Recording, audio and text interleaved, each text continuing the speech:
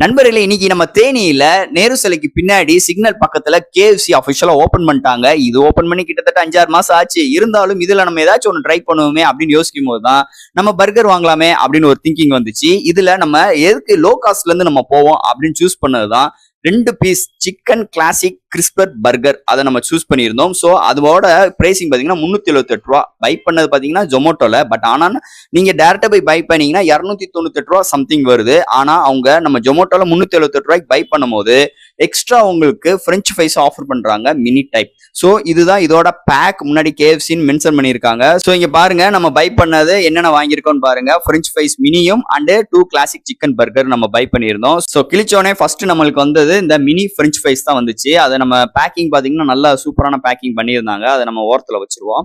அதுக்கடுத்து இந்த tissue paper provide பண்ணியிருந்தாங்க. அதுக்கடுத்து இந்த 3 பை பண்ணனால 3 சாஸ் பாக்கெட், ஒரு மினி சாஸ் பாக்கெட் ப்ரொவைட் பண்ணியிருந்தாங்க. ஸோ நெக்ஸ்ட் நம்மளுக்கு அந்த பர்கர் பாக்ஸ் ப்ரொவைட் பண்ணியிருந்தாங்க. உள்ளுக்குள்ள 2 பீசஸ் உள்ள சிக்கன் பர்கர் ப்ரொவைட் பண்ணியிருந்தாங்க. இந்த பர்கரோட டேஸ்டிங் பாக்குறதுக்கு முன்னாடி இதெல்லாம் என்னென்ன வெயிட் இருக்குன்னு நம்ம பாத்துறோம். ஃபர்ஸ்ட் இந்த மினி பிரெஞ்ச் ஃப்ரைஸ், இதோட வெயிட் 92 கிராம். செகண்ட் பார்க்க போறது ஃபர்ஸ்ட் பர்கர், இதோட வெயிட் ஒரு 135 கிராம்.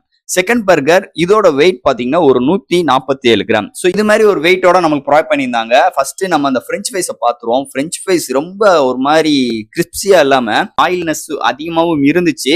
ரொம்ப காஞ்சி போன மாதிரி, ரொம்ப ட்ரை ஆன மாதிரி ஒரு ஃபீலிங்ஸா இருந்துச்சு. டேஸ்ட் ஆவரேஜா தான் இருந்துச்சு.